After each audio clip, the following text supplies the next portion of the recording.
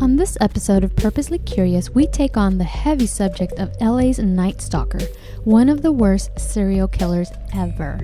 Please be advised that this episode has details that may not be suitable for everyone, so if you choose not to listen, I won't be offended. But for all my true crime listeners, this episode is for you. So lock your doors and windows and get nice and cozy as this episode starts now. Hello, Leonie. Greetings, Mary. How are you? I'm good. How are you? Doing well. Enjoying this nice hot summer day. I know it's heating up out here, which is nice. My pale legs need to see the sun. That's soon. funny. Yeah, it's January. 81 January. degrees. I know January. It's 81 where I am. What's the temperature? I think it's like 86. Ooh, nice. Yeah, there's some rumors that it might hit 90 in a couple of days, so we'll see. But it's definitely summertime here.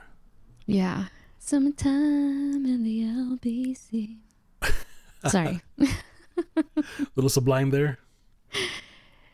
No, that was I want to say it was like Nate Dogg and Warren G. Gotcha. At least that's what I had in my mind. I don't know if I sang it wrong. No, I was looking by the lyrics. I'm like, that sounds like Sublime. Yes, but I am a fan. You know that. Yeah. Yeah. But on this episode, I wanted to do the Night Stalker, where we would talk about him.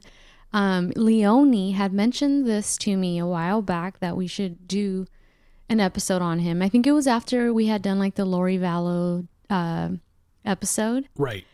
And long story short, I was like, yeah, okay. And then just slipped my mind. I was working yesterday and I was in my car and I went on Twitter, and Twitter had, the LA Times, I follow them. They had posted about how Netflix has a new documentary that had just come out the day before. And, the light came on and I was like, I think this is who Leonie was talking about. And I forwarded you the thread from the LA Times. Yes.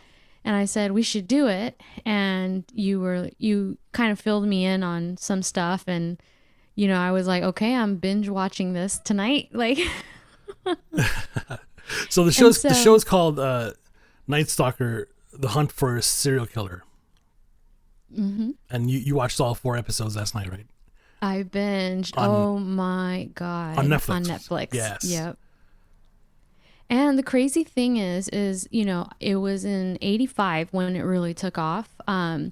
Based on what I was reading, people believe that I guess they got wind of him in 85, but the detectives do believe that there was probably a lot more beforehand, yes, that he never got linked to. Yep. But this, Leonie and I, as you guys who are following us, we live in the Los Angeles area. So this was LA's serial killer. There have been a few throughout the years, but by the time I was done with this, I told Leonie, this guy was worse than Manson, in my opinion. Like, how the fuck is he not bigger than Manson as far as like, the people, I don't know. It's, oh my God. And if you guys look him up, looks scary as fuck. Like, I was 2 years old when I guess they got wind of him.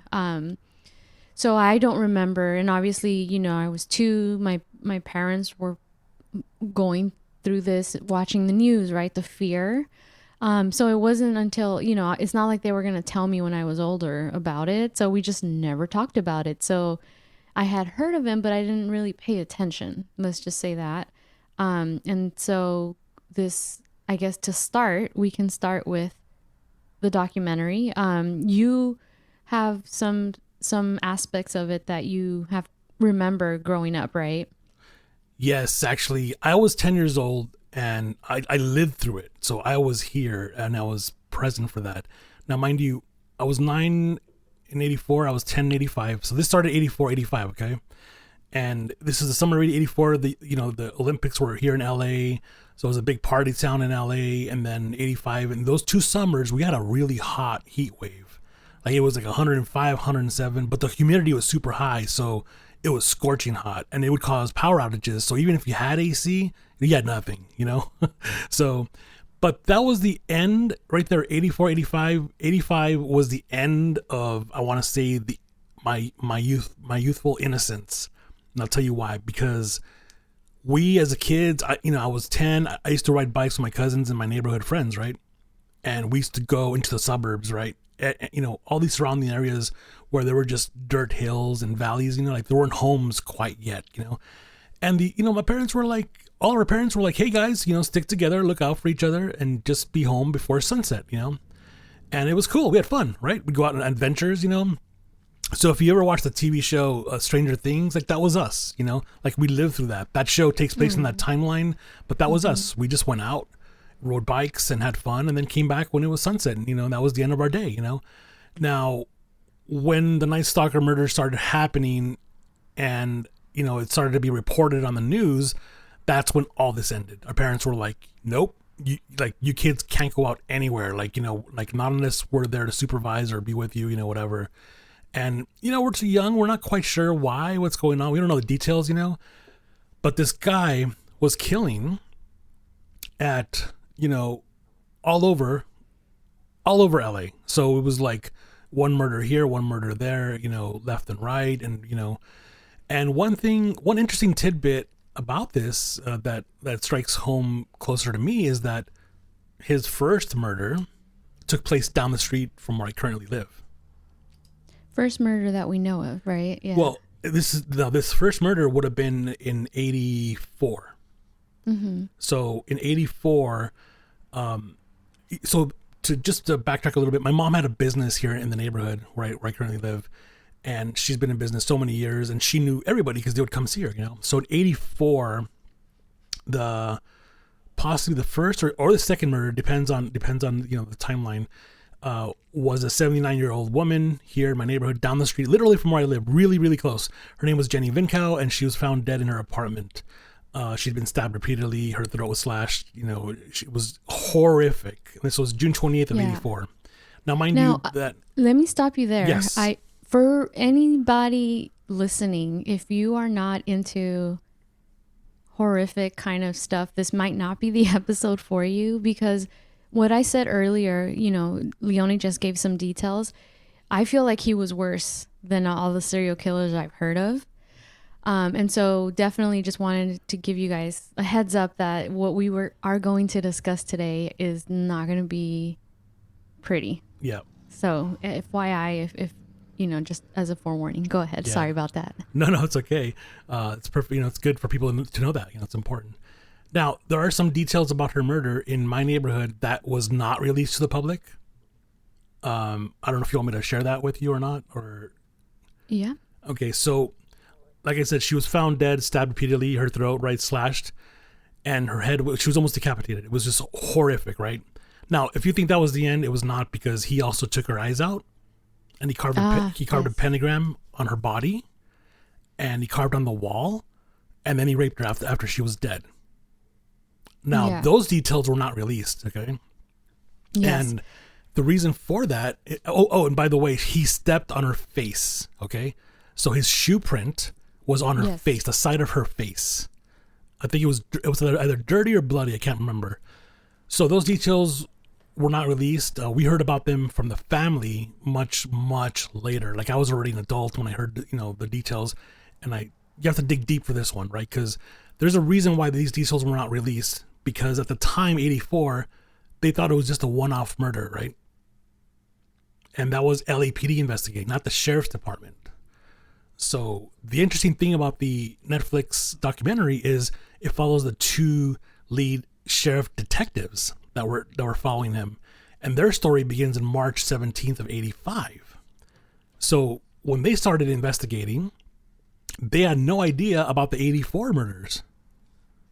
Because they were having a hard time connecting things, and later we find out that how do they piece it all together? What was the one piece of evidence that they found that connected? Yes, so let's do a timeline for everyone. So you're talking about the Netflix documentary. So for those of you who don't have Netflix, we're gonna kind of go through a little bit of a timeline.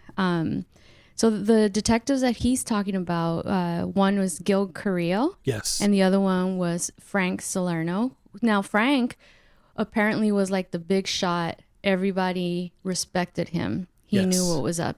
Detective Gil Carrillo was a new person, but he was smart. He he kind of paved the way and moved up the ranks, right? So in March 17th, 1985, there was roommates that were attacked. Did you hear about this one? Now, the reason I'm going to mention where this was at was it was in Rosemead. So the Rosemead is a suburb of Los Angeles. So when we talk about the greater Los Angeles, guys, I want you guys to picture it. LA is huge. Los Angeles, the city, is huge. Right. But it has very little cities all around it. These are like little suburbs. But in the end, you can drive from downtown LA to Rosemead in 10 minutes, 15. Well, that's with no traffic, right. I guess. Right. So I'm going to go into the timeline here, just like they did with the Lori Vallow thing. And we're going to link it to what Leone just mentioned about the person he knows. But so in the documentary, and the documentary was done so well, you guys, so well. Yeah. I was amazed. I was like clapping at the end, even though it's some gruesome shit. Yeah. But he basically went into this apartment and killed a woman named Deo Okazaki. Yes. And her roommate survived. You know, she actually... So this is what... I wanted to mention some things that I noticed, right? So the serial killer, you know, when he had her in the kitchen, the lady that he killed, apparently the detective, who was Gil Carrillo, because he wasn't working with Frank yet, right, could see that she had, based on the evidence, put her hands on... I guess she was ducking behind the kitchen, put her hands up, looked up, right? And then he shot her in the head. Yes. He then, in the garage, tried to shoot the roommate. She put her hands up and the bullet deflected on the key. Right. And I guess she started running. He was running. She told him, you know, shoot me if you need to. He didn't. But he didn't run away. He just walked away, apparently. Like, not scared at all. Right. So this was like kind of like the first case that Gil was like, whoa, okay. Something, you know, he sees murders. He's like, okay, right? The other thing, so right here we have like one death, right? And Miss Maria Hernandez was the survivor. Right. And then apparently 40 minutes after that, and they didn't put things together right away. 40 minutes after that, in Monterey Park, this is another city that's about a mile away from Rosemead, that same night, there also was another murder. A lady, and I'm not sure if I'm pronouncing it right, Tsai Lian Yu? Yes. She was taken out of her car, right, and apparently shot in the head. So there was a scuffle and he killed her. So that's 2 deaths, 1 mile apart. What they had noticed at that time is that there was the same bullets, which were like 22. Right. But the detective was like, well, that could be a coincidence, right? Because they're made mass produced, right? Yeah, it's a common gun on the streets. They call it the assassin's bullet. You know, gangsters on the streets. It's a very common gun at the time. So, yeah, it could have been coincidence, right?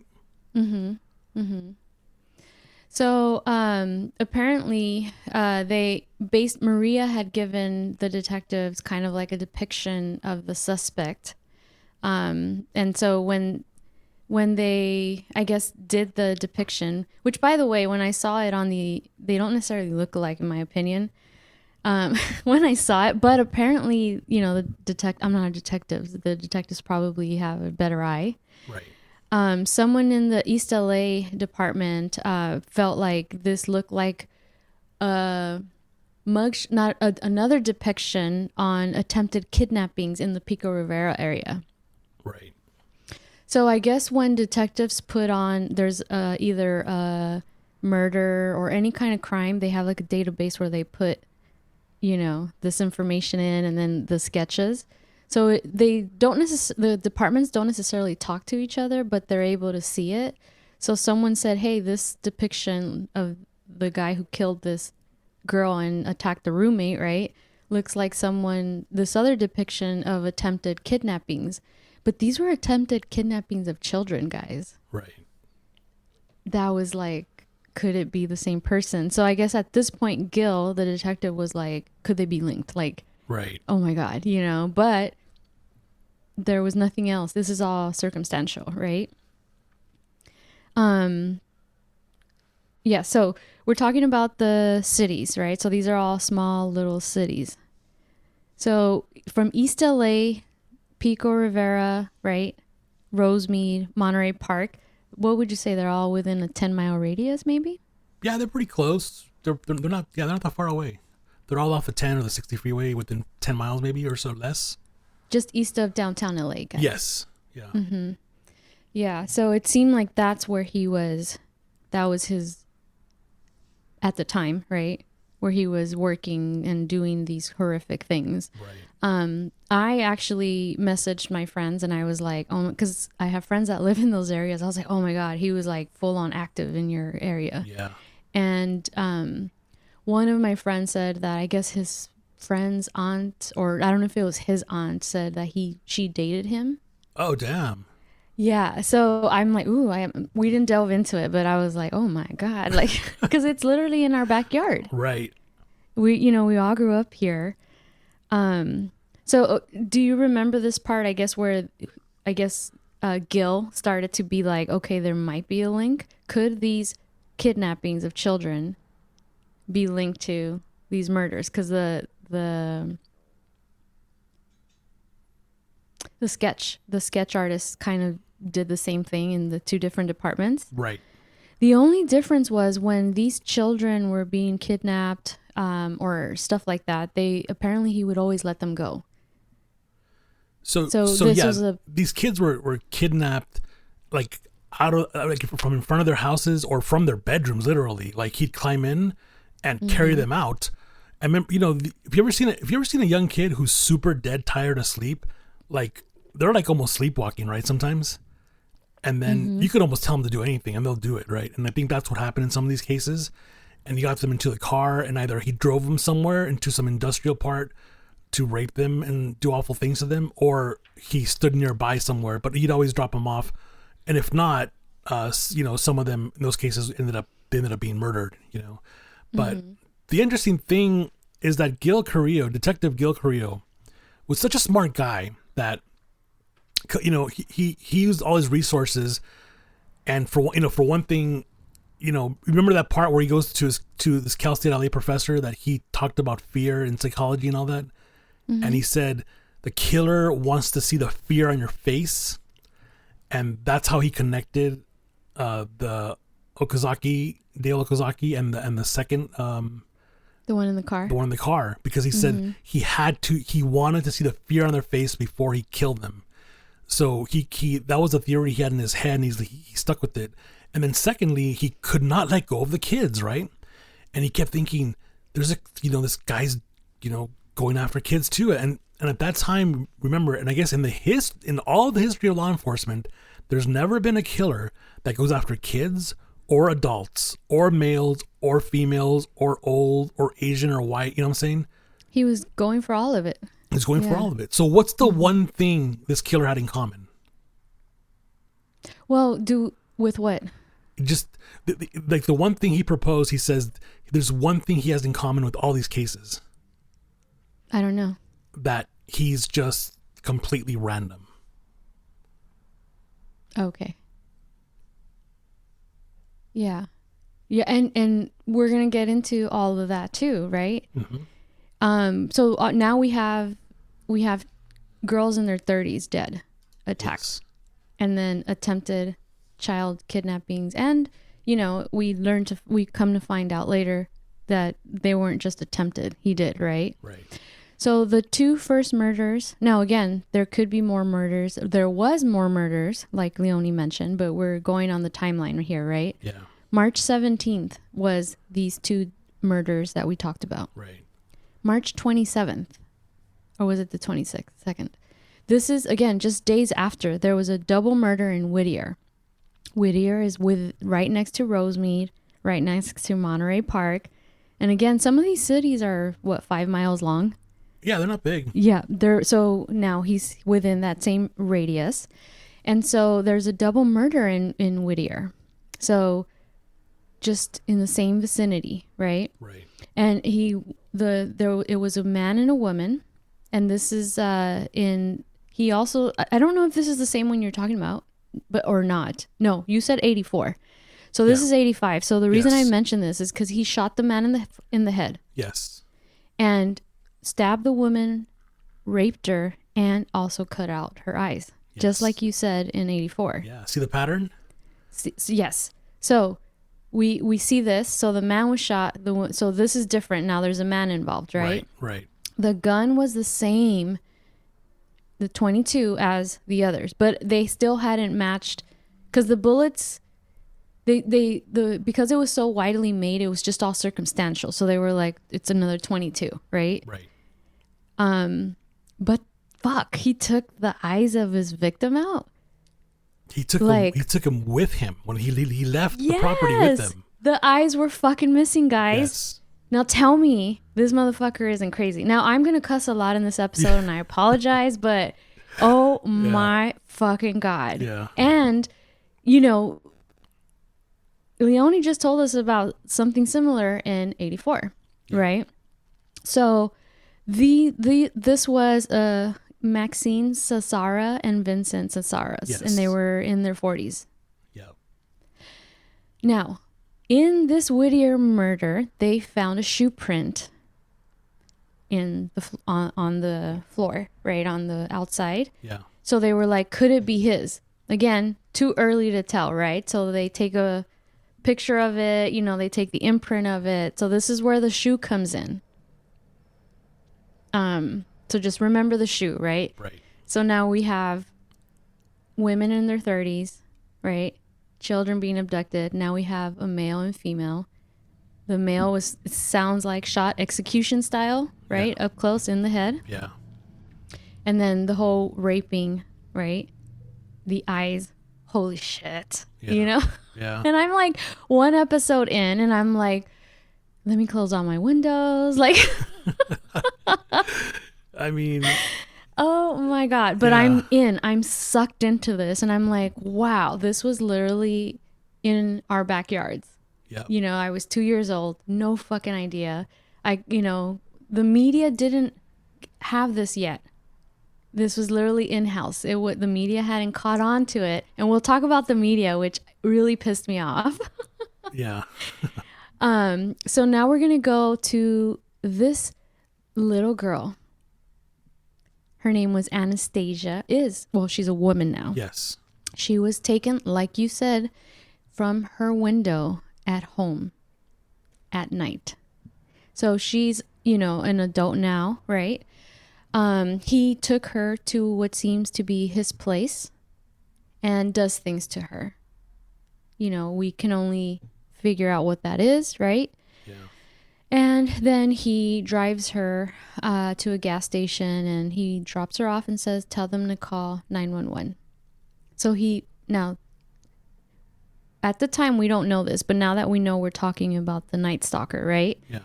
He has killed multiple people that we know of, right? Yeah. He's probably attempted to kidnap people, and now we have someone who he did kidnap, right? Did things to her, but then let her go. Right. So it's like he lets kids go. Yeah. The strange thing is, not all of them. Like, one of his first victims, he killed in the hotel he was staying at. This is also an 84 case. He did not let that one go. He dismembered her body. Yes.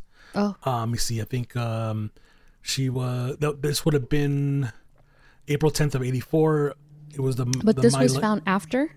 This was discovered after because of DNA evidence. So they took the DNA evidence, and then years later they tested it, and it was 9-year-old Mei Lung was found dead in the hotel basement where Ramirez was living at the time. So in 2009, that's when they were able to match the DNA. So, why this 9-year-old was killed and why the other one was let go? It's like, who knows, right? I mean, Yeah.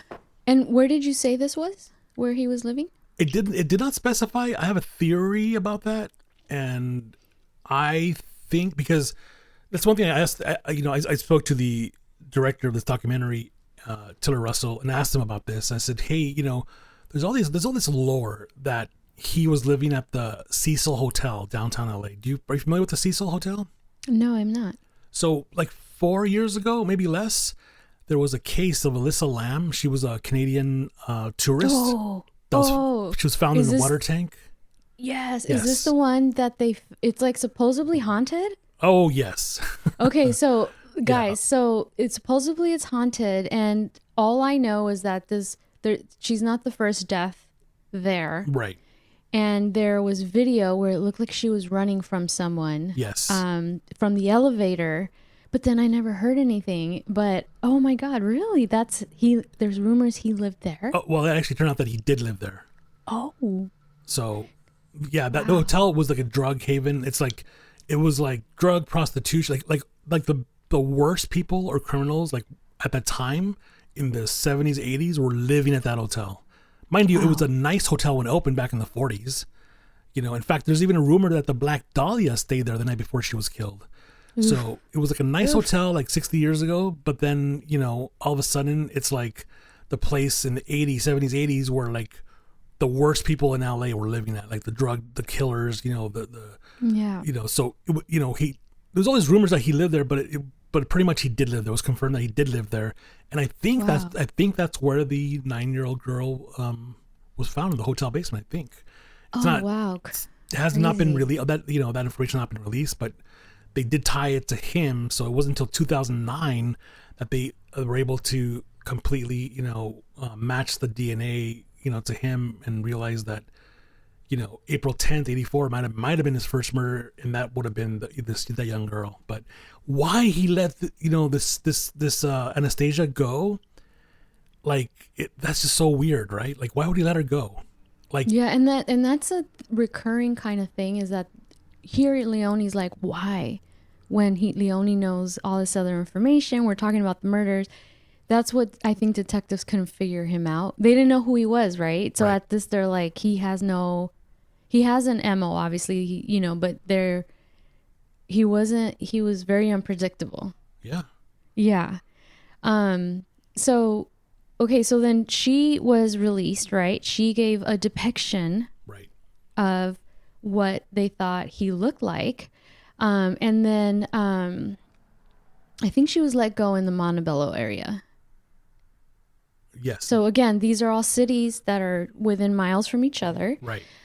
Just east of downtown LA. And so then they noticed, they got descriptions of kids that were also either abducted, assaulted, or attempted. They all kind of mentioned, or the depictions all were kind of the same type of looking guy, right? Yeah. So April 10th, a girl said, let's see, it was April 10th, yeah, someone said, I guess Gil went to Monterey Park Police Department, because he's, at this point, Gil's on his own right now, right? Gil is like, this has to be the same guy. Like, his gut is telling him this is the same guy. This is the same guy. He goes to Monterey Park Police Department, which is, he works for the sheriff LA area. Now, all these departments are very small. Right. Sometimes they communicate, but apparently they laughed at him. Yeah, that's sad. And yeah, they said there's no fucking way it's the same guy. Right. He's like this young, Gil is young, new, right? Yes. They laughed him off. Yeah, because, like I said, in the history of law enforcement, there's never been a killer that goes after kids, adults, different races, different cities, different weapons. Not just a 22 caliber gun, not just a 25 caliber gun, but knives, hammers, tire irons. So he would kill with different. It's pretty bad. Yeah, it's pretty bad. Now, again, Leone was talking about stuff before, right? That was linked to him after, right? So we're just talking about when Gil got a hold of it, right? Right. It was in March. A month later, he's being laughed at because he sees this could be the same guy. Right. He's being laughed a month later. Now we're talking. The reason why I bring that up and why it's so upsetting is because if had someone listened to him, then maybe more resources could have been pulled together. Right. And the amount of people that died would still be alive. Yep. Because he was in the middle of a fucking spree, killing fucking spree, right? But again, this was all new to Gil, right? Yeah. But he got laughed at. Yeah. So this became Detective Gil's obsession. He was like, I knew something is telling me something, no one's listening, right? Right. And it only took a few days for the next thing to happen. And so, what they go about in the documentary is how obsessed he was a month in, right? There was a call to police that women were saying we're being followed by this creep, right? Right. And again, this is I'm discussing the timeline that's on the documentary. Right. Leone is filling us in on, other stuff that was not in the documentary, which to me is like, wow. Like the whole, anyways, I don't want to get too sidetracked. Yeah. They pull this guy over. They think this guy might fit the description, right?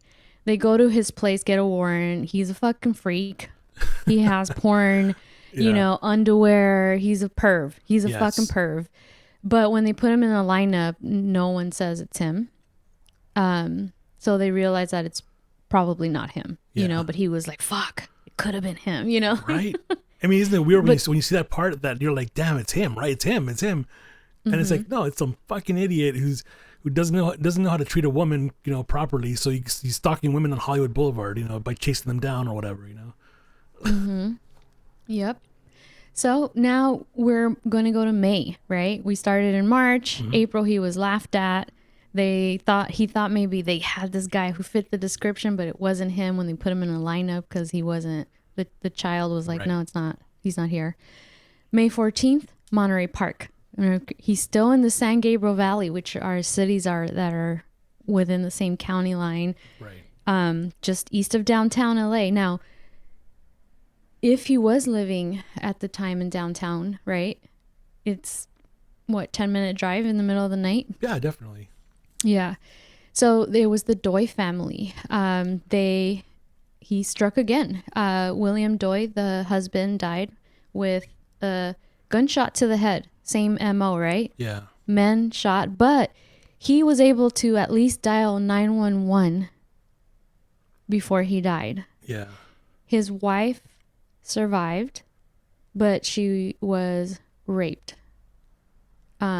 Which another fits the MO of the other murders, right? Yeah. I think about that case because mm-hmm. I think about the 911 response time at that in that era of 85, because he was also known to not only murder these victims and torture them or rape them and take his time, but he'd also spend time in the kitchen and eat out of the refrigerator. Mm-hmm. So I'm so surprised that police didn't show up and find them in the house, or maybe he left right at the last second when the police showed up, Mm-hmm. Mm-hmm. Yeah. This is crazy, guys. Crazy. So we're seeing a pattern, at least with the people he's murdering, right? Yeah. Now, Leone brought up that he had killed a young child before, but to this point, the pattern was that they were being abducted, assaulted, and released, right? Yeah. But he was killing the men, killing the women, but with the women, he would rape them. Whether it was while they were alive or after, it's some gruesome, scary shit, right? Yeah. Now, this is where Detective Frank Salerno comes in. He is the big shot detective in LAPD at this time. Apparently, he had solved murders, serial killer murders before that. Yes. And that was in the late 70s, was it? Yeah, actually, late 70s, and that would have been the Hillside Strangler cases. But you know who also he arrested, and this is what people don't know. He arrested Charles Manson. What? From the Spawn Ranch out there in Simi Valley, where they used to be an old Western movie set where they used to film Western movies. Mm-hmm. Charles Manson and the family were hiding out there, and he arrested Charles Manson. But they Had let no him idea. go. They let him go. No. They let him go. I don't remember the details why they let him go. It was like one of those stupid things, you know. Salerno arrested Manson, and then what does he do next? He cracks the case on the Hillside Strangler, the two cousins, and he gets them arrested, and then he gets on this Night Stalker case, you know. So it's pretty. He had like 3 huge notable serial killer cases, you know. Yeah.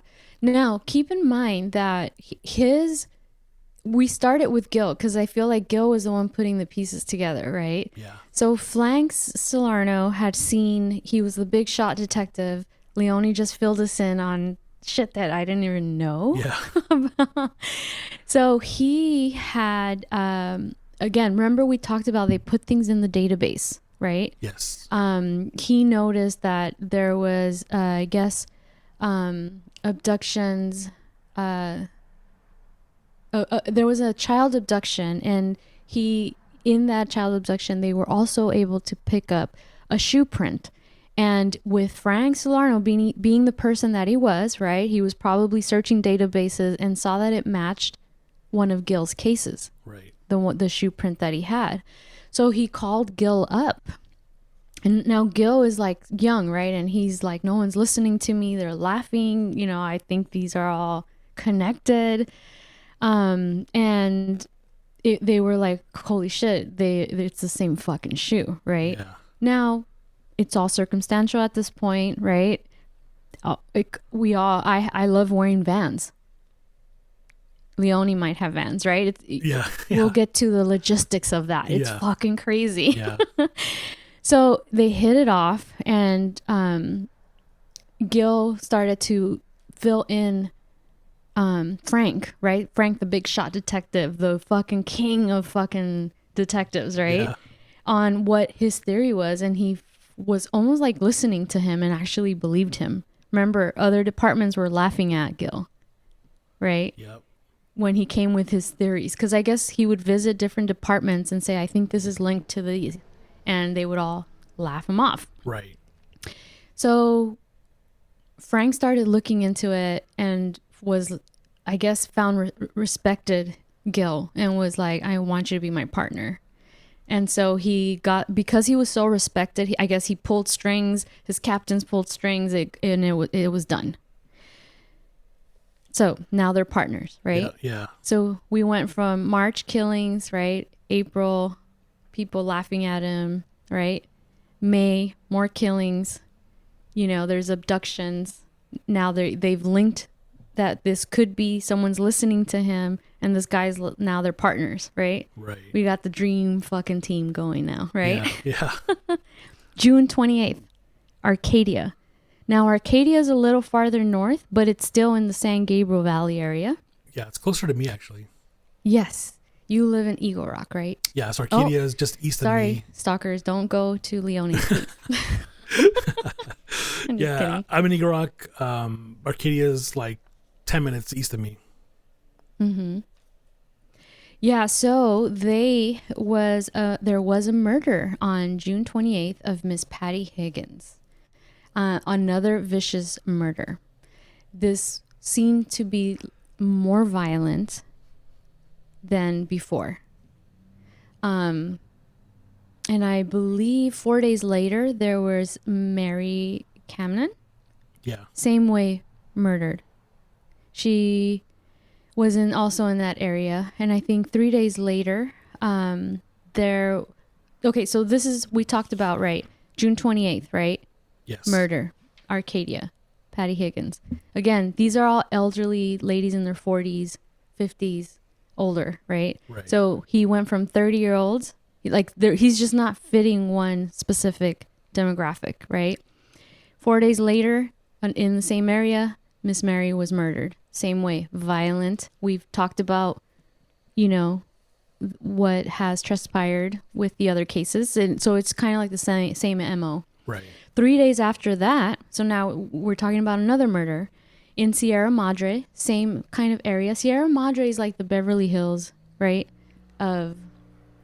Yeah, it's Am like I right? yeah, It's it's like the kind of Beverly like Hills of the San Gabriel Valley. yeah. It's kind of like if you go into Pasadena and you go just a little bit more east and you go into the hills. That's like the nice quiet part, and up in the hills, the Sierra Madre community, right next to Arcadia. It's a beautiful community. Yes. So now we've talked, and I don't know if you guys are keeping track of these murders. Okay, so it was a murder. 4 days later, another murder. Then 3 days later, in Sierra Madre, a 16-year-old girl was beaten up in her own room with an iron. Yes. But she survived. She had skull lacerations, skull fractures and lacerations. I mean, dude, Leone mentioned this earlier. He was using fucking hammers. Yeah. Like, he was shooting the men, but at the same time he was stabbing. He was, whatever he had, he was gruesome, guys. Right. Gruesome. She survived. Now, what they found here was in one of the bed sheets, there was a shoe print with blood that was made with blood. And guess what? It's the same fucking make of the other 3 shoe prints. Yep. But this time it was with blood. So Gil is like, there's no fucking way it's not the same fucking guy. It has to be. Like, he was almost certain, right? Yeah. We got all these murders. We have 3 shoe prints with the child abductions. It has to be the same guy. They believed at that point, and Frank was there to be like, we have a serial killer on our hands. Now we're in June. Yep. It started in March when they picked up on it. This guy had apparently already been killing, right? Yeah. So I'm like, oh my God. Now, July 6th, you know what day that is? July 6th. Yeah, it's your my birthday. Yeah. But a sad day in Pico Rivera. Yeah. So, guys, we started in March. We're in July, right? Yeah. There was this guy was named John, and his wife Lorraine Rodriguez were basically at home, right? John worked for the sheriffs, and the wife said someone is in the house, and he was like, what the fuck? What are you talking about? She was like, no, someone is in the house. So he got his gun. She was like, we need to call the cops. And he was like, no, I'm a cop, right? Like, you know? Yeah. They apparently had a window that had been shut the whole time they were living there with paint. It had been opened up completely. So someone had gone into the house, and he was able to, with the gun, I guess the guy, nothing happened, right? Right. He saw footprints outside of his house. And so he, being a cop, was like, oh, I'm going to fucking put this, you know, call it in and whatever. But he said, I have footprints, right? Yeah. It matched the same shoe. Yep. Again, the same make. So Gil was like, oh, you guys are fucking lucky because this motherfucker is batshit crazy, killing gruesome fucking shit, like crazy, you know? So they were like, okay, so he's out there. He's just looking for ways to get into homes, right? Yeah. Luckily, nothing happened here. So they then at this point started to look into the shoe. They were like, okay, let's look into the shoe. They found that the shoe was an Avia shoe. I had never heard of this brand. And it seemed like it was probably a size 11 or 12. Right. So from the description of the people who survived either the kidnappings, the attempted kidnappings, or like Maria or the 16-year-old, they all said he had black shoes. Right? Yeah. So they called a manufacturing company. Now this is before the technological shit, right? Yeah. The manufacturing company had only sold 6 black shoes in the US. Kid you not. 5 went to Arizona and 1 went to LA. Isn't that crazy? Yes. I was like, where's my popcorn? What? Right. So they were like, okay, same shoe, but here's 22 the problem. gun. Here's the problem, though. It's in 1985. So where does that get you? Nowhere. Exactly. But today, so they were like, okay, there's only 1 shoe here. So at least what that told them was that this was the same guy. Right. That's all it told them. Yes. They had no idea who he was. You know, it wasn't like, right? We were talking about all of us having vans. No. Yes. They at least knew this at least confirmed that it was the same fucking guy. Yep. Because they only sold one black pair in the LA area. Yep. What the fuck? So Gil was like, bingo, right? Yeah. Now in May 1985, so we were in July, right? We're going back to May. Yeah. 2 sisters were assaulted and beaten in Monrovia, same area, right? Right. One sister died, and now that they had the shoe, right, they were able to link these murders to that as well. Well, not these murders. One sister survived, the other one died. But because this alarm clock had a partial shoe print, an alarm clock had a partial, so they were able to match it to the Avia shoe. Right. So they're adding now to his list of murders. Now, I don't know how many, I'm not counting, but we've gone through quite a few, right? Yeah. Abductions, attempted murders, rapes, Yeah. murders, right? So now they're adding to this. But the thing about this one is that what you mentioned in 1984, there was a pentagram on the wall. And he had also put a pentagram on one of the victim's legs. Yeah. First time they saw this at the time, right? Yeah. For them, they were like, okay, so the shoe's the same, so it has to be the same guy. But now we see the pentagram. Now, pentagram, for those who don't know, I'm assuming everyone knows, some people believe it's the sign of Satan, right? Right. Yeah. The other thing is they started looking, they continued to look at old cases. They were like, we definitely have a serial killer on our hands. Apparently, around that time in the Eagle Rock area, did you hear about this? Yes. They had pulled over a car. Yep. And it while he was, I guess, the guy went to the car. I guess he heard something in the radio. The suspect heard something in the radio that maybe he fit the description of a possible attempted abduction. Yeah. And he heard and drew a pentagram on the car and ran. Yep.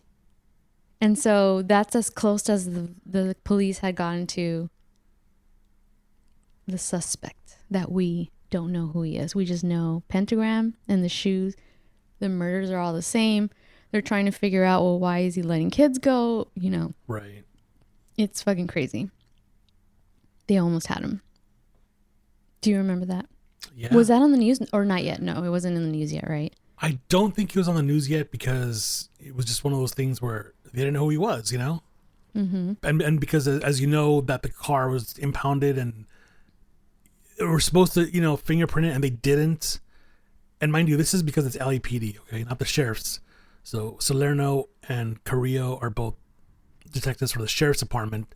LAPD is the one who pulled them over, and they didn't.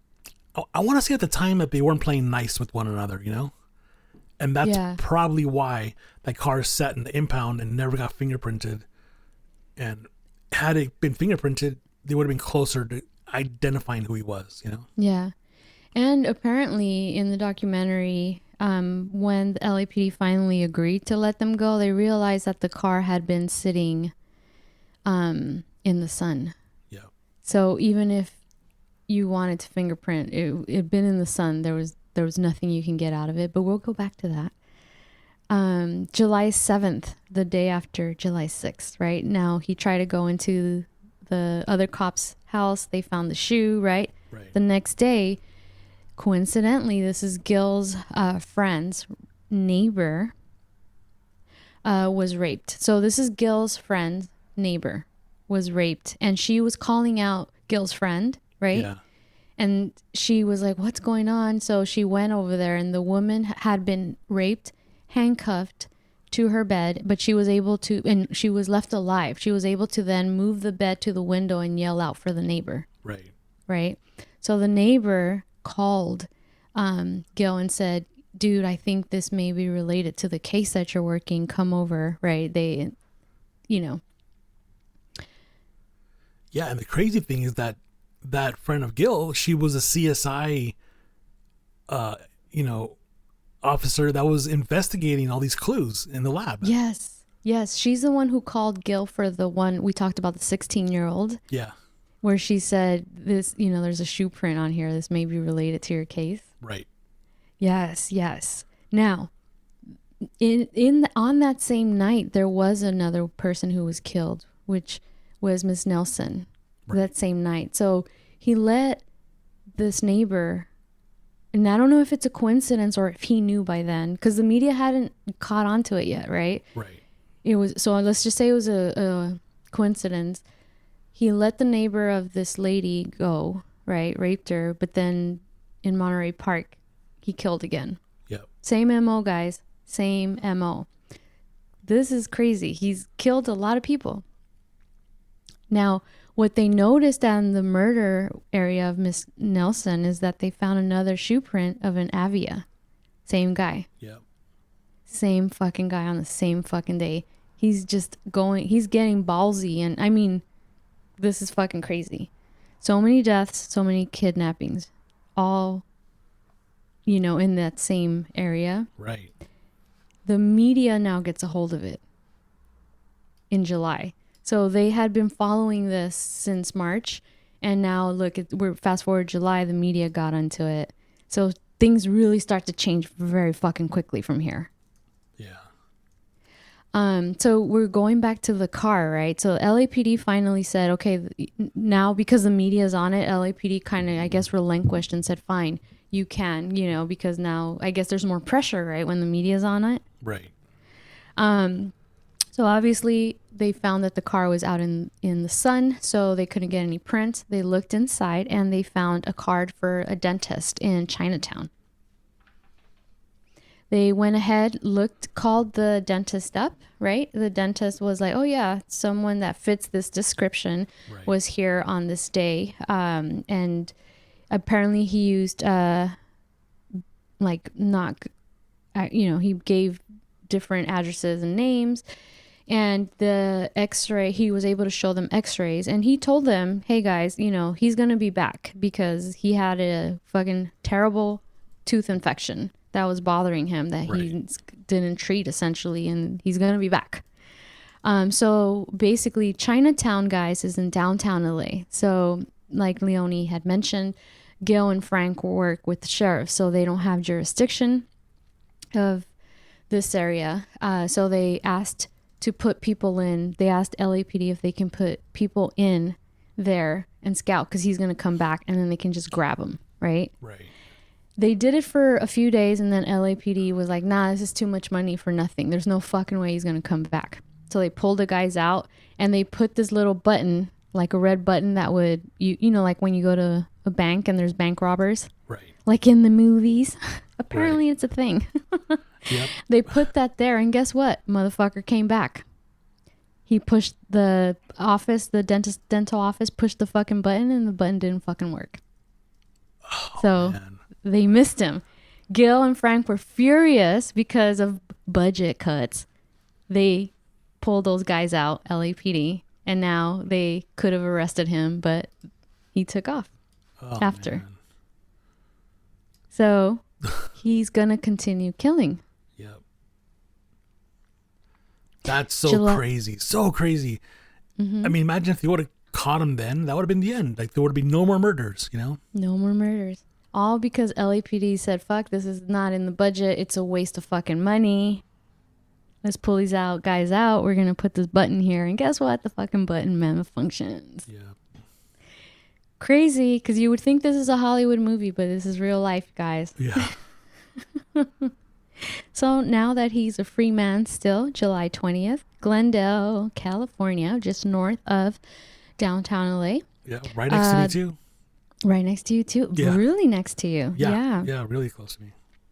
A married couple was killed, gunshot and knife wounds in Glendale. They also used a .22 gun. Glendale Police Department matched the gun to another murder as well. So Glendale is just north of downtown LA. So guys, downtown LA, he was on the east side, right? In San Gabriel County and all those cities. Now he's in Glendale, just north of downtown LA.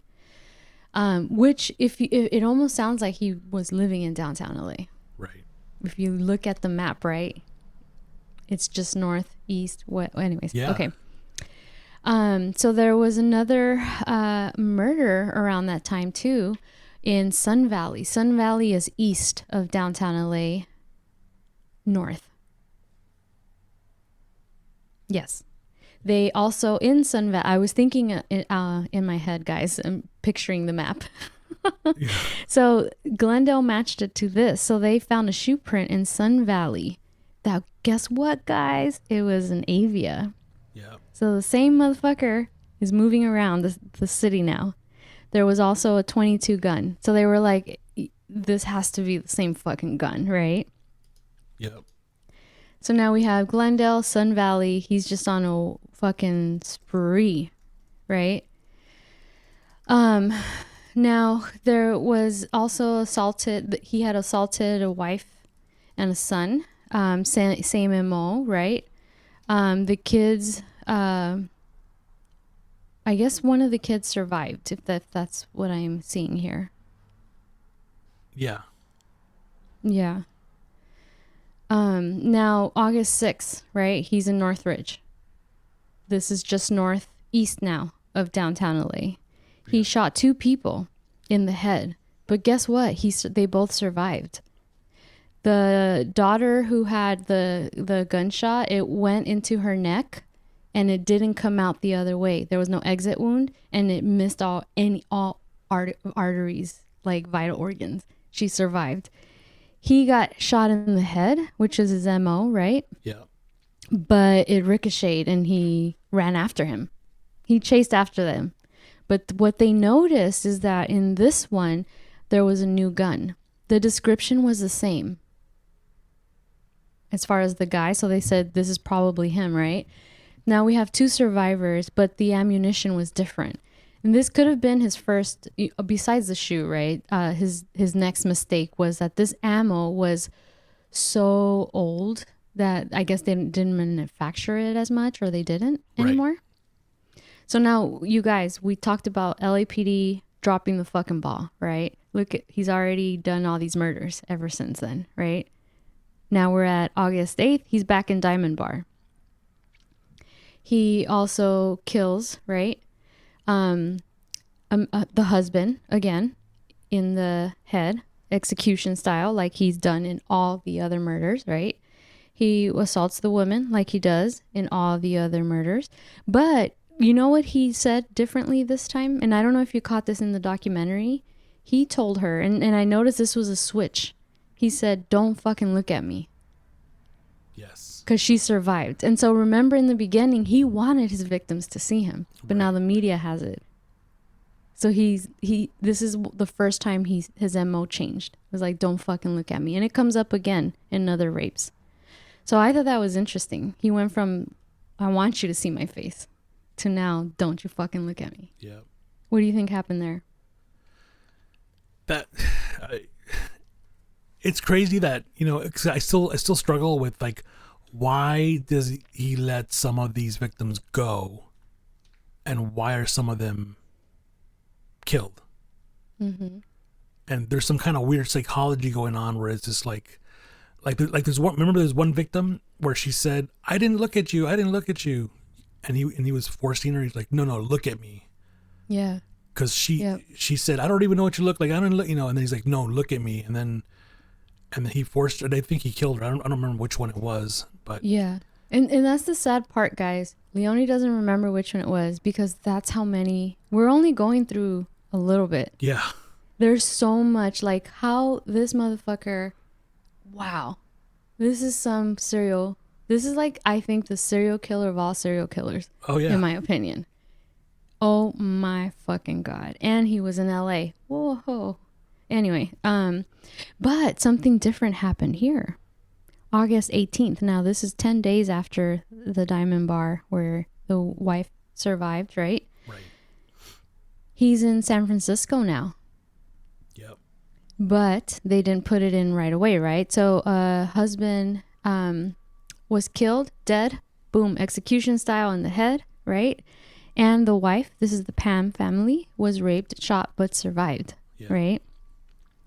What they noticed was the same thing that you mentioned, the food being eaten. So whenever he would murder stuff, he would eat people's food, throw it up, leave a mess, but he was cocky as fuck, right? Yeah. But they noticed that there was a pentagram carved on the wall. So remember, there's the pentagram in Sierra Madre. Now we had it in the car. Now we have it in San Francisco. And this went up on that database where police put stuff up, right? Yeah. So basically, someone at Glendale Police Department got a hold of it and said, you guys need to do the ballistics on this gun, right? Because he was like, could it be a fucking match, right? So now we're noticing more police departments talking to each other, because before it was like they weren't talking to each other. They were being assholes to each other. Yeah. They ran the ballistics, and guess what? It's the same fucking old bullets that were in the Valley ones. The Glendale and the Valley. So he had changed bullets and gun, right? It matched. So all the departments talked, they flew out there, but the media got a hold of it too.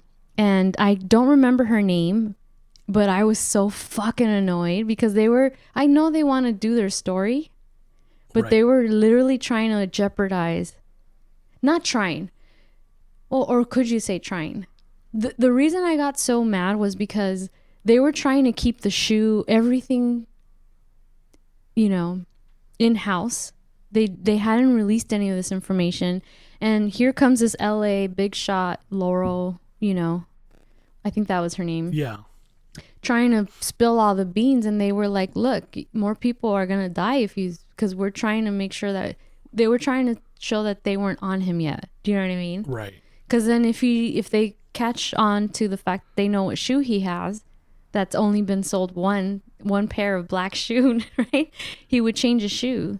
And so, they came to an agreement based off the documentary that they would give them an interview without divulging stuff. And so that way they would keep the story to themselves as far as the shoe and the pentagram. Right. And that pissed me off. Like, if I was a reporter, I would keep all that shit. I feel like, why would I jeopardize people's lives in divulging this information? So I was annoyed. I was like, ugh, I do not like this bitch. Yeah, it bothered me so much, but because I told you some side stories of how I have to deal with some of these writers, and it's all freedom of speech, right? Everybody can write and do whatever they want, right? Mm-hmm. But they just were not understanding that it's like, if you release the evidence about the shoe size or the satanic messages or the the pentagram, that kind of stuff, this guy's gonna stop doing that. Mm-hmm. He might change shoes. He might stop using the same weapons, and then you can't really connect them, mm-hmm. Or you can't track them down. That's what they didn't understand, but they didn't care. They felt they had a story. They're like, we got to report it. And the detectives were like, please don't. Mm-hmm. And he was listening to the media because I think with one of the where the husband called the police, that had been leaked here in Southern California. Right. So then his MO changed, and they noticed in all the murders after that, he would cut all of the phones before he attacked killed them. Yeah. So he's listening, right? So here, whatever. So this is where San Francisco fucked up. Oh, yeah. Oh, San Francisco. Damn, did they fuck up? They fucked up. And I was livid. So I guess the captain filled in the mayor, because then the mayor was like, oh, it sounds like this is the same fucking killer from Southern California. Right. Fill me in. And mind you, this is information on video that's being it was actually Gil Carrillo on video, right? Recorded message for internal use only for law enforcement. And he's giving you the details. Size 11, 12 shoe, AVS shoe, black, these are the weapons. This is the MO, right? Internal use only. And that was what San Francisco had access to. And in the video, he says all this is supposed to stay outside of the public, right? The fucking mayor. Oh, wait, hold on. Who was the mayor at the time? Well, this is what pissed me off. The fucking mayor decided to have a fucking press conference. She called everybody and their mama Yes. to this press conference and gave up all these fucking details that were supposed to be under wraps. Right. And her name is Dianne Feinstein. Fuck me. I was pissed off. I was like, this bitch. Excuse my language, guys, but that's how passionate I felt about this last night. I mean, yeah. Dianne Feinstein was a senator. I didn't realize she was mayor of San Francisco. Again, you know, this is the 80s. I was really, really young. Right. Barely learning how to walk. I was not at all surprised. I was like, you gotta be fucking kidding me. But not at all surprised. Yeah. She's always loved the media, right? Celebrity in her own right, as far as she's concerned in the political world. You guys who live in California, probably when I said Dianne Feinstein, were like, oh, I know who she is. Right. I could not believe she did that. Yeah. And there's footage, and she's holding a picture of him, and with her theatrics of what the fuck this is and how dangerous he is. She didn't give a fuck. No. If she did see that video, she went ahead and divulged that shit. Yep. Fuck. F-U-C-K. Yeah. So, August 24th, Mission Viejo. Ooh, now we're talking about South Orange County. South Orange County, yes. So, guys, so he had been in Southern California, and but essentially he was in, you know, the LA area. Went to San Francisco. Now there's a murder there, right? Yeah. Now he's in Mission Viejo, which is Orange County. You guys remember the show The OC on Fox? California. Okay, I'm getting sidetracked. A man was shot in the head. Same MO. Girlfriend was assaulted. Now they're like, oh shit, he's back in Southern California. Because they were focusing in San Francisco. Yep. A car went missing. A young man saw a man leaving, got a partial license plate of a car. And it turns out that when they put this out on the news, a friend called and said, you know, my friend, it sounds like it's my friend's car. It matches my friend's car, which his car was stolen in Chinatown in downtown LA. Right. They got the partial plates. They talked to his friend, and the partial plates matched the car that was stolen, the color and everything. Right. The car was then located in downtown LA. So we go back to, did he live in downtown LA, right? Yeah. They were able to get fingerprints, but keep in mind, those fingerprints could have been anybody's, right? This was the 80s, right? Things were not as high tech, you know, for my career, I have to do live scan, where they take our fingerprints and it goes into a database. But back then you had the paper, right? Yep. And then the paper would then be put in a file. So, but the only way the police were able to have access to your prints was you had to have been arrested. Yep. You had to have to be arrested so that they can put and manually do your fingerprints with the ink and put it in the file. So then at that point, that would mean people would have to go through all the prints file by file. That's fucking crazy. We've come a long way. and by looking at them side by side with like a magnifying glass, like imagine how many days and weeks it would take just to find a match. Mm-hmm. Like, this is before computers, you know? Exactly. I mean, the computers even back then were like huge, right? And black and white, and anyway. Right. I was like, wow. So, we're in August, guys. Remember, March. Look at all the murders that we're talking about. And these are only the ones that have been linked to him. And now he's gone to San Francisco. Yeah. Did he just kill those two? Was there more? Had he traveled to other places besides this? We don't know, right? But this motherfucker is on a killing spree. Yeah. Full speed ahead. But they're starting to feel like, okay, now that we have all these departments, they're communicating, maybe still a little bit like, we're better than you, Right. Cops will be cops, right? But they're communicating. So maybe that's a good thing, right? Things start to go quickly here.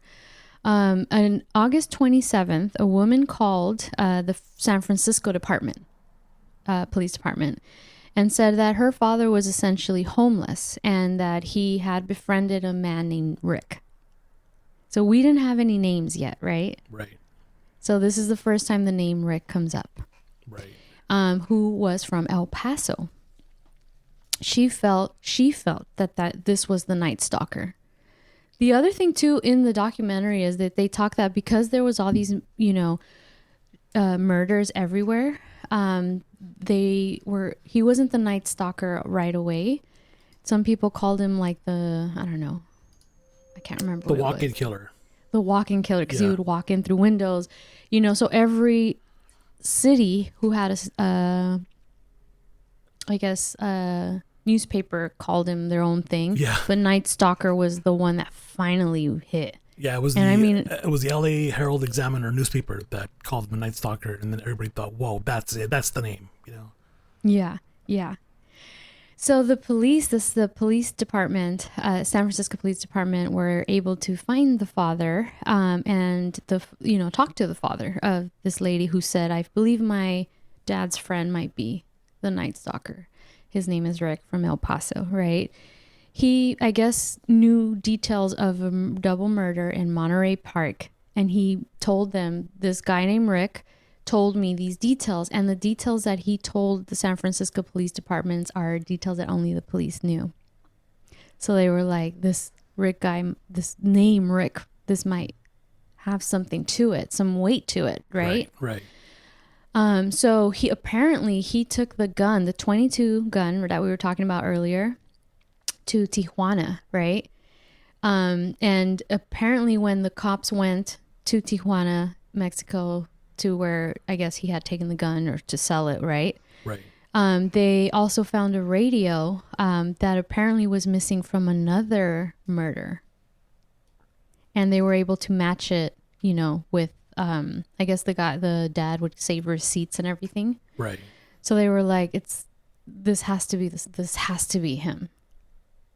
Rick has to be the Night Stalker, because now we have a gun that fits the description. So they went to TJ, got the gun, but now they have a radio for another murder that's not the Monterey Park one. Right. So shit's falling together, guys. But he's still out there fucking killing, right? Yeah. Yeah. So we have a name. We have a fucking name. Amazing. We're in August, guys. Look at all the murders that we know of. And LAPD dropped the ball. I'm going to go back to that. Yeah. Because he's still killing. Yeah. Do you have anything to say? I feel like I'm just going on a rant. No, it's just one of those things where it's like, okay, you finally have a name, right? Mm-hmm. Now, is the name, Bernard Strusenbooger? No. Mm-hmm. It's probably one of the more common Latino names out there. Like Latino American name. You know what I'm saying? Yeah. Richard Ramirez. But we don't know that yet. Right. But even though those two names, you know what I'm saying? Yeah. It's like, oh, okay, great. Who's this guy, But yeah. So they have a Rick. So this is the story that really made me laugh. Because it's some Hollywood movie shit, okay? Right. Earl Gregg was an informant for the San Francisco Police Department. Now, keep in mind, at this time, we're going, 6 months in of fucking Night Stalker, serial killer, killing everybody, same gruesome shit. Everybody was scared. And now we know he's in San Francisco, so the people in San Francisco are fucking scared, right? So this informant calls San Francisco Police Department and says, I think I might have something here. Because he's an informant, he has this information as well, right? He said his mother had given him a bracelet that he thinks could be related to Rick. Because the mother said she got it from her boyfriend's friend named Rick from El Paso. Right. That matches the story of the homeless man, right? So when she started to describe him, they talked to the mother of this informant, the description matched the same description of all the murders of Mr. Rick, who they assume now is this Night Stalker, right? Yeah. So they go talk to the boyfriend. The boyfriend's name is Armando, right? Since Earl's mother was very talkative, I guess they thought that Armando would be just as chatty. But Armando told them to fuck off. Right. Fuck you guys. I ain't telling you shit. Yeah. Like a badass motherfucker. Right. And so the cop kind of lost his shit and was like, all we're asking you is to, give us the last name then, right? He said, no, fuck you. I'm not doing it. I ain't no snitch. Yeah. So he started punching the shit out of him. And I think he punched him once, and supposedly the guy was like, oh, is that all you got? And with rage, he started beating the shit out of him, which cops shouldn't do. But in this case, I feel like it was warranted. Yeah, definitely. Because we have fucking devil killing people crazy, guys. And the guy finally said, okay, fine. Richard Ramirez. This is like a movie, and it's sad that it's all fucking true. Yeah. Guys, he's taking eyeballs out of people, raping them alive or dead, shooting all the husbands, execution styles, beating the shit out of people with hammers, stabbing them, grabbing their blood, putting pentagrams on their skin. Guys, this is not Charlie Manson here. This is crazier. Yeah. So I don't condone that shit, but for this case, I'm glad the cop beat the shit out of him. Yeah. Yeah. I was like, wow. So we have a name, Richard Ramirez. So what did the cops do at that point with the name Richard Ramirez? They go to their databases. Suspect databases, right? Yeah. And one matched the fingerprints, and they ID'd the motherfucker. He had been arrested before for like petty shit. Petty shit. So San Francisco had a fucking warrant out for him. For the Pam, this was the family in San Francisco that was murdered. Right. And Gil and Frank were like, no, sit on it. We're going to catch him, right? And San Francisco said, you want us to sit on this. You want us not to put the warrant out. If he continues to kill people, that's going to be fucking blood on all of our hands. So also at that time, I think the media was catching up on this. Right. So they decided to just let the media know at this point, this is who we're looking for, Richard Ramirez, at the same time, put it out there. Now, this is August. Guys, let's do a really quick summary. Think of everything we discussed, all the people that he murdered, how gruesome, how he was getting more ballsy, right? Yeah. And that's not to even think about all the stuff that Leone mentioned that was then linked to him after he was arrested. This motherfucker was going crazy. Did not give a fuck. Did not give a fuck. Yeah. Did not give a fuck. That's the scariest part of it all. Like nothing can stop him. And, there's two notable things here. There's one in the documentary where Carrillo was telling, he goes to I don't know if it was the Monterey Police Department where, the guys were like, oh yeah, the guy, whatever. And he's like, so we could just, take him down, whatever. And he's like, no. He goes, you should be scared of this guy.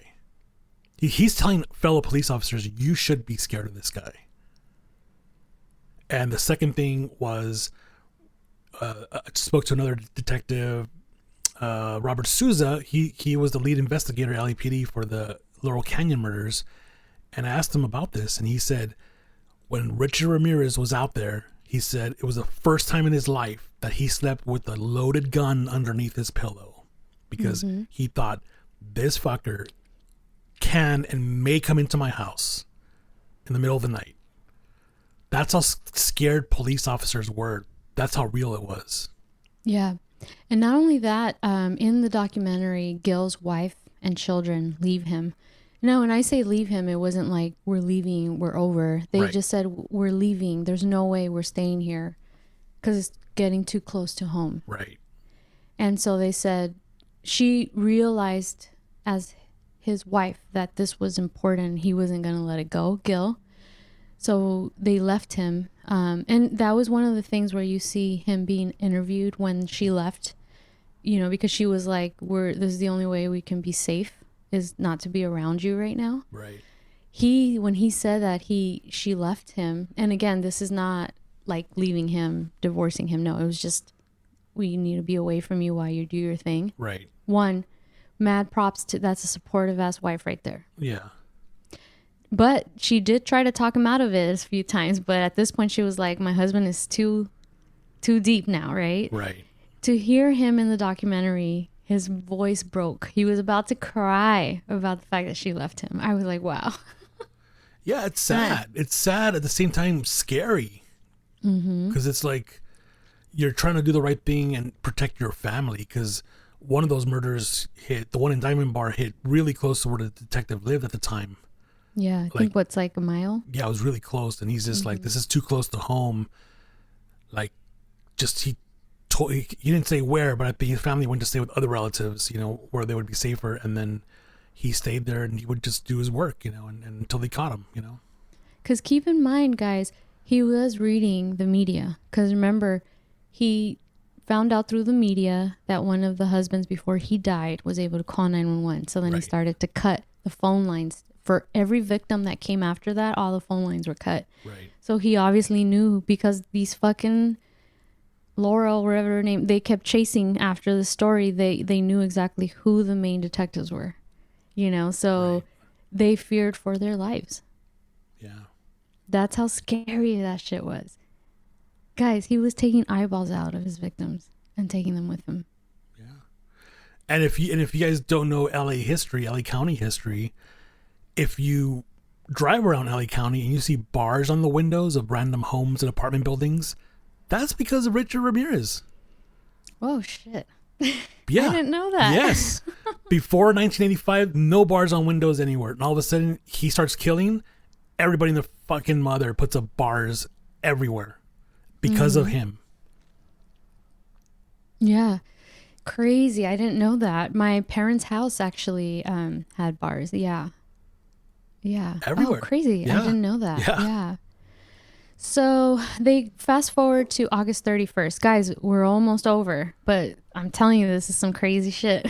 Yeah. August 31st. Apparently he went to the downtown LA Central Library and asked to look for astrology and torture books.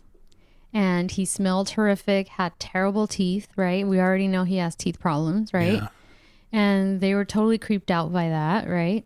At that point, the cops, you know, if you guys, he was obviously traveling from San Francisco, so they started to stake out Greyhounds.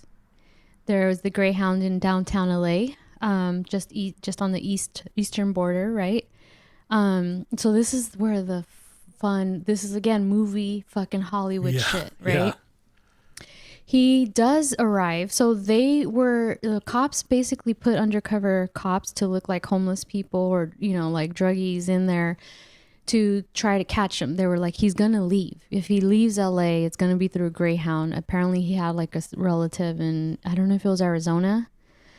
So they were assuming that he was going to leave from there. So they were just staking the place, right? Right. They didn't realize he wasn't around. So he actually came in a Greyhound. So he did come to LA, but he wasn't leaving. They thought, I guess they assumed he was still in LA. He was actually returning from Arizona from visiting a relative. I believe it was a sibling. I'm not sure. Right. So the entrance to where the cops were was different. So apparently, and they know this now because he has given interviews since, right? Yeah. He's dead now. Right. But for the sake of this, the reason why I'm mentioning this is because he has mentioned this in interviews. He saw what he thought was undercover cops because he could tell that they looked disheveled, and this is in the documentary, but they had like clean teeth. Right. Clean faces, clean teeth. Come yeah. on, guys. Yeah. You guys got to work on your teeth prosthetics. Yeah, No, I'm just right? kidding. So he was like, oh, okay. So he kind of snuck out of the Greyhound. So he was smart in that sense, right? Yep. I guess there was a store, in downtown LA. They used to have like stores with newspapers. Again, this isn't the times that we're in. Newspapers, magazines were fucking huge then because we didn't have the technology that we have Right. now. And so he saw his face plastered everywhere in the news. So he freaked out, got on the bus, right? So this is the Greyhound that's just in downtown LA, right on the east by Skid Row. Got on a bus, started heading to East LA. In East LA, I believe they said he has his brother. He started heading there, and apparently from interviews, he saw a man sitting across from him in the bus who had the newspaper, saw his fucking face, looked at him, and put the newspaper down, and he stopped the bus with that when they pulled the ring. Yeah. Because he was like gonna call the cops. He got off of the bus, called the cops, and then the bus started to leave, right? He then flagged down these, what do you call it? I guess they worked for the city. Oh, no, it was a gas company truck. Yes.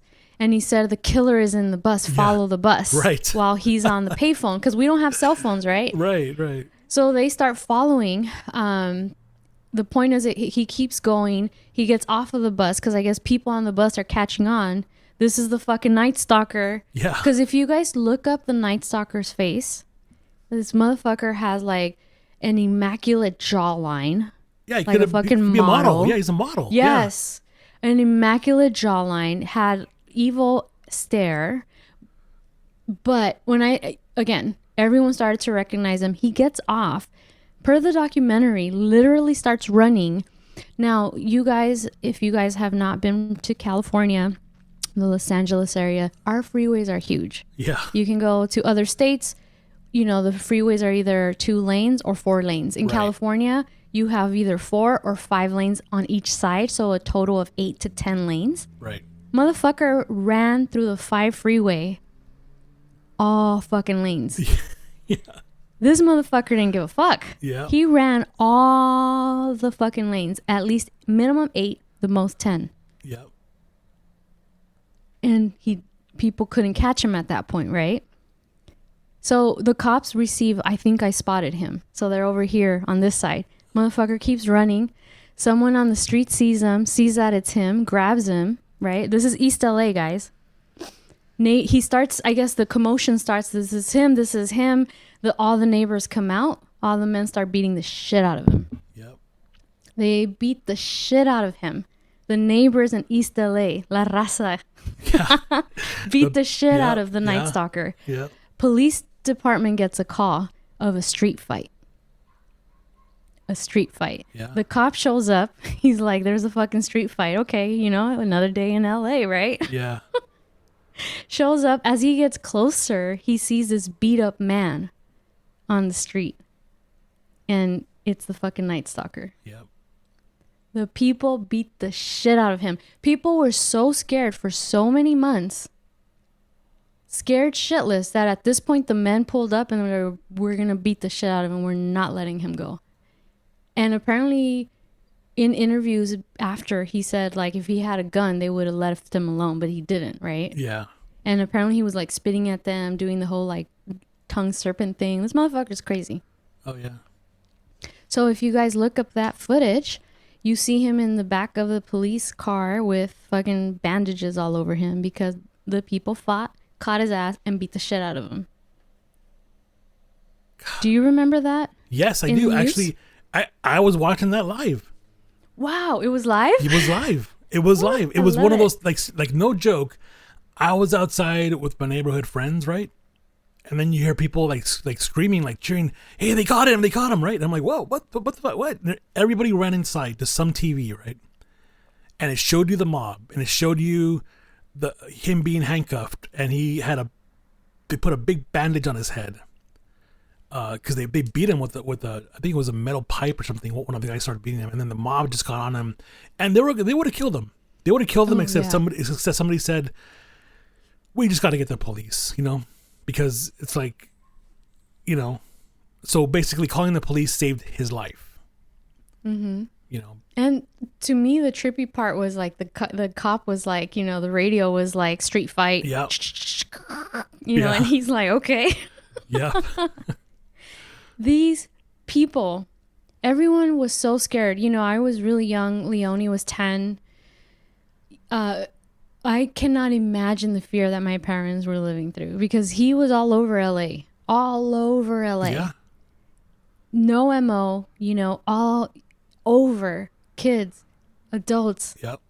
different races, Yeah. different ages, and gruesome execution style. And even if you were dead, he was stabbing you, you know, like it's fucking crazy.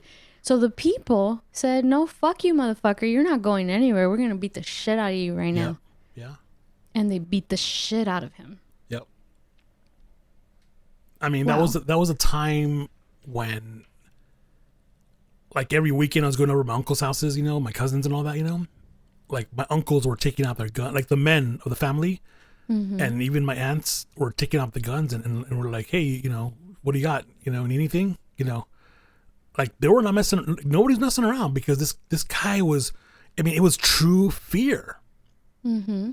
I mean, you know what I'm saying? People, you know, he just showed up random places.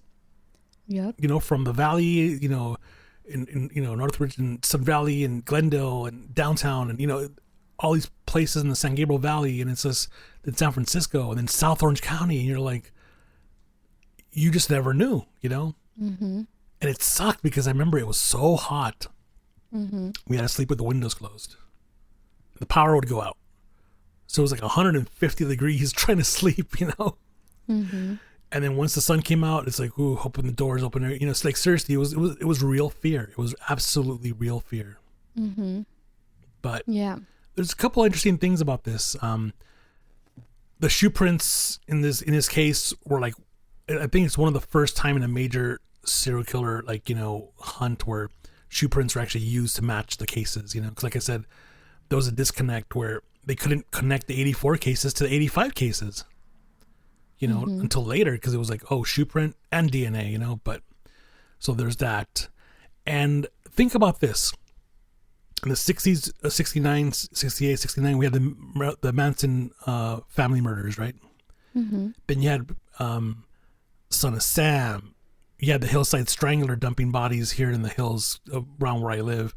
You had Ted Bundy, right? You had the Iceman. And then you had the Night Stalker, right? Mm-hmm.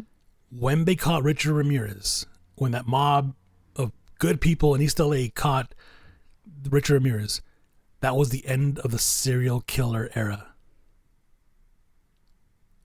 That was it.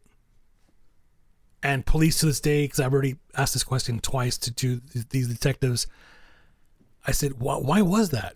Why did it just end? Because remember, Richard Ramirez was idolizing the Hillside Strangler, the two cousins. He thought they were great. You know, and he was so happy when they incarcerated him and all that, you know. But all of a sudden they catch Richard Ramirez and that was the end. Now people can say, well, it's because we have cameras now and all that. No. This is 85. This is still before computers, right? Mm-hmm. So why did it end, you know? So to me, that's like a huge mystery. Of course, we still had BTK later and, you know, the Golden State Killer, all that stuff. But, you know, it was a hot time in LA during those years in the 80s where there were a lot of killings. And like they say at the beginning of this documentary, there were 1,000 homicide killings in LA County every year. 1,000. And then, you know, you go through the roster of what the Night Stalker did, right? Think of how many more unsolved of those murders that he might have done. Mm-hmm.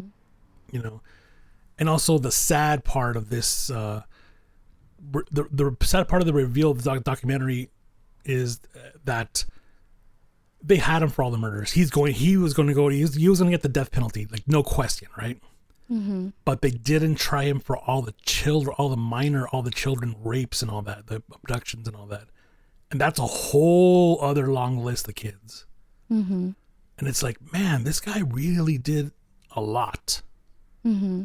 Like, I mean, obviously it was drug fueled, you know, he was known for that, you know, but yeah, the end of the serial killer era, that really like, you know, I don't know, it stood out to me. Like, why? Why did it all stop? Like, did everybody else, you know, who's out there doing stuff think that, well, we're going to get caught. We might just stop or, you know, or I don't know. But Yeah. the interesting thing about this documentary, and I highly recommend it. I know, Mary, you enjoyed it, right? Yes. And I enjoyed it immensely because I thought this is one really great insight into the minds of the two detectives and how they were thinking, how they pieced it all together. Because I didn't know some of these stories, you know? And one of the great things about this, and I got to ask the filmmaker this question. The reason why I asked him is because I knew the case of one specific person who was a family friend, you know? And I had to ask him, I says, hey, was there anything these two detectives told you about that you decided not to put in the documentary? And, yeah, and basically his answer was yes. So what you're not going to see in this documentary is you're not going to see the Night Stalker as a hero. Like they're not going to paint him as like, oh, he's misunderstood, or, you know, oh, look at that. It's like, no, he was a bad dude. And number two, the documentary doesn't show the occult. It shows you pieces of it, right? The pentagrams, you know, and the carvings on the wall, a couple of things here and there, but it doesn't show you that there were a lot more of that in the crime scene photos. There were a lot more details for a lot of those murders that you described, Mary, that had satanic, ritualistic, occult killing, you know, connections. A lot more, including the one that I told you that happened down the street from where I live. But they did not include that in that documentary, and I could see why, because it's just too gruesome. Those photos are gruesome, you know, and that's why they scaled it back. Yes, you do see blood in this documentary. Yes, you do see some crime photos, but they did a really good job to cover up the faces and the eyes, and you know what I'm saying. It's not. It's startling, but it's not terrifying. Yep. Yep. And I guess to close this, he was convicted on all charges. Now, keep in mind, we found out later that he had killed more before March, right? Right. So this documentary kind of just fills in. He was found on all these all these crimes. He was found guilty on every single fucking count. When he was being transferred to San Francisco with the detectives in San Francisco, right? He was being charged for the family, the Pam family, Right. the husband and wife. He mentioned nonchalantly, well, I don't know why I'm stuttering there, to the detective, he said, did you know the murder of these two women on this street? Now, again, he's being tried for the Pam family. Right. He tells them the details of the murders that only they knew. Right. Motherfucker had been killing in San Francisco. Yep. Guys, he was, to me, in my opinion, worse than the Zodiac, worse than Ted Bundy, worse than Manson. There's a lot of shit we don't know about. Yeah. They kind of delve in a little bit into his childhood. He had a fucked up childhood, fucked up upbringing. Right. He could have been killing as a teenager. I mean, relatively, he was young. How young was he when he was... I don't... That's a good question. He looked like he was probably in his 20s when he was arrested. But yeah, he did look like in his 20s, right? it wasn't his first rodeo. I think he had been killing for years. And unfortunately, we'll never know. I'm sure... You know, he would have been 25. 25? Yeah, because he was born in 60. So by 84, 85, he was 24, 25 years old when he was murdering. Mm-hmm. Well, there you go. There's no doubt in my mind, just like there's no doubts in the detectives that there's a lot of murders that he was probably responsible for that just weren't linked to him. Even though a lot were linked after, right? Right. But he did die of cancer apparently in 2013. Yep. So, guys, watch this documentary. It's 4 episodes. Yep. It's really good. It's heartbreaking, to say the least. But damn. Yeah. Damn. Yeah. So, anything you want to add, Leonie? No, that's it. I mean, it's like I said, those were crazy times, you know. And as a kid, I was just old enough to understand the severity of it, you know. And when you start seeing people be scared and the bars and the windows go up and guns come out, you're like, well, this is no joke, you know. And like I said, it took away my innocence, because prior to that, you can go back to 1950s, 1930s, and you have kids playing out there in the fields, going on adventures, riding, and it's like all that ended. All that absolutely ended. It sucked, because it's like one day you're told you can't do that anymore, and you don't even have to argue why. You know, because you knew that it was dangerous. You knew that there was somebody out there who was kidnapping kids, you know, boys, girls, you know, murdering, torture, adults, rape, torture, kill, you know. It's just like, it's sad. It was a scary, scary time, and it was sad. But I'll tell you what a relief it was when he was caught. Like you thought the Dodgers won the World Series at the same time the Lakers won the World Championship at the same time. Like, imagine the city going crazy. Like, that's what that moment was. I remember that. And now there's a whole crazy backstory in the documentary. There is a mention of, actually there's a little audio tape of him from prison, and there's an author who interviewed him, and they play a little tape, and I believe the guy's name was Phil Carlo, I think it was his name. I can't remember if his name was Phil Carlo, something like that. Anyways, I think he wrote, Philip Carlo. Yeah, he wrote the story on Richard Ramirez.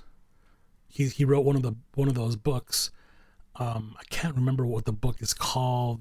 It might be like Mind of a Serial Killer. It might be like one of those books. But he's interviewing him at the end of that movie, the documentary. You hear a small clip of that, and you know, in that book that he wrote, you get a background as to Richard Ramirez. I'm kind of happy that they don't put his background in this documentary, because, like I said, it would make him more of a hero, you know. But as a kid, he saw some awful stuff. He saw some awful stuff at a young age, and then he was doing drugs at a young age, and abused at a young age. So all those three things. And when I say he saw somebody in his family get killed in front of him, okay, in an awful way.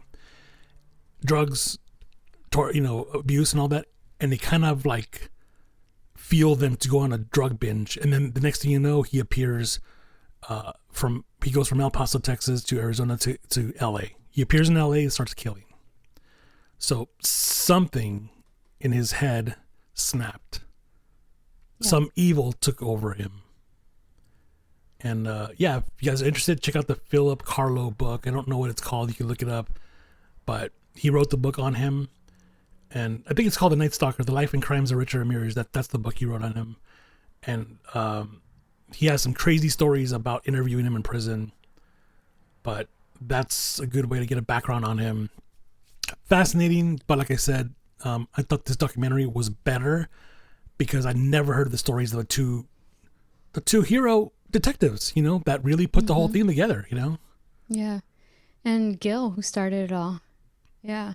Yeah. And you know, the crazy thing is you find out, you know, that Gil started on the streets of East LA. Like, he was not a good kid, you know? And then he became a good kid. Yeah.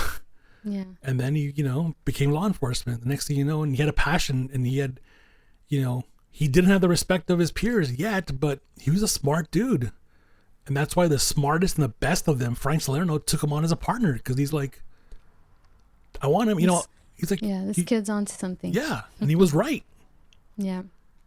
Yeah. But overall, yeah, great story.